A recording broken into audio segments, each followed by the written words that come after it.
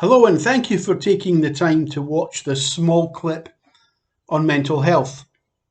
My name is John Hanson, and I'm the mental health lead for the churches of St James and St Peter's here in the parish of Preston, Plucknett and Yeovil. The aim of these short clips over the next few weeks is to look at a range of mental health conditions that we or others we know may have.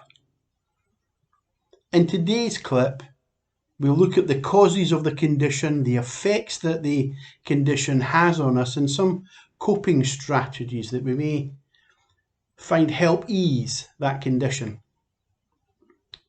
And here's the health warning though. I want to make it clear from the start that I'm not an expert in mental illness, and you should always seek the appropriate advice from a mental health professional or a medical practitioner or a crisis support worker if you have one.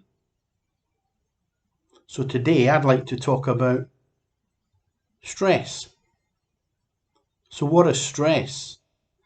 It's the adverse reaction that we have when we have excessive pressure or other types of demand placed on us. I'm sure that we've all been stressed in our lives, and it's something that we're familiar with, but remember that stress affects different people in different ways. What may cause me stress may not cause you or someone else stress. Each individual is different. So let's look at some of the causes of stress. These can include things like work environment, your finances, if you're traveling, if you're moving to a new house.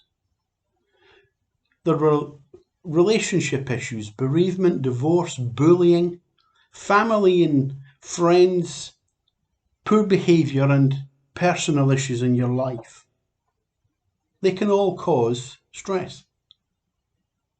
And the causes of stress can impact and have effects on our emotions, our physical well-being and our behaviour. When it affects our emotions, we may feel anxious or angry. We may find that we have a lack of concentration or a difficulty in making decisions.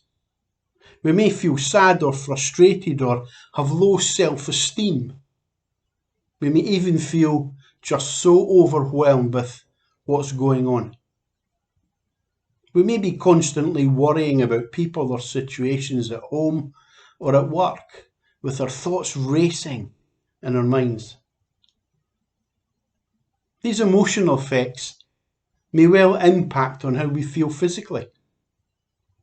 We may suffer headaches or tiredness, pains in the chest or muscle tension, dizziness or nausea.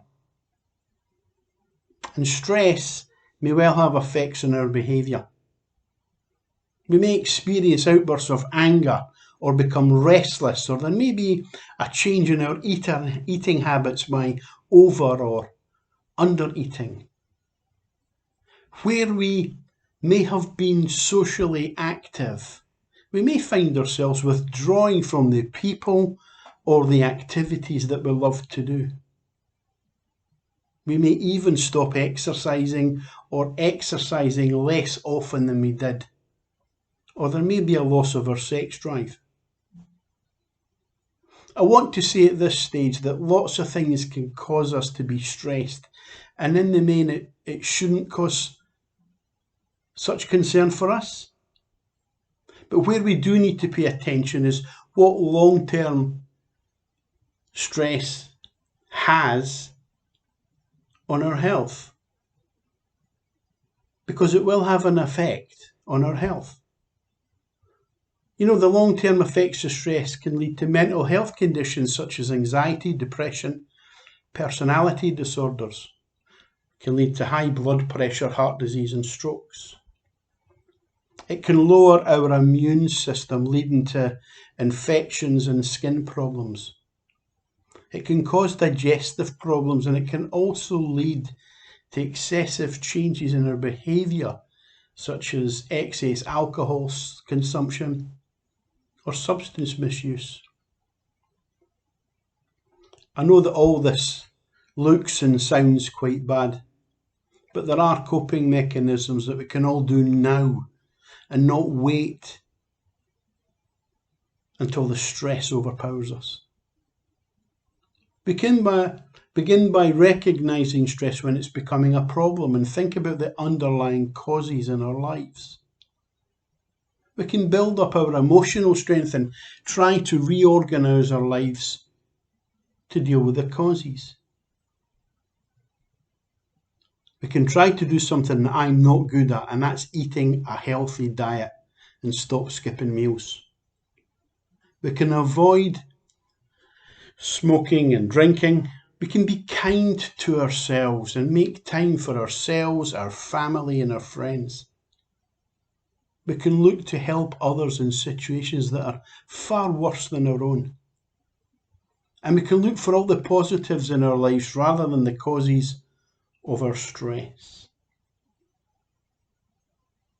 So I hope that you found this information useful, and I want to remind you of the health warning that I gave at the beginning.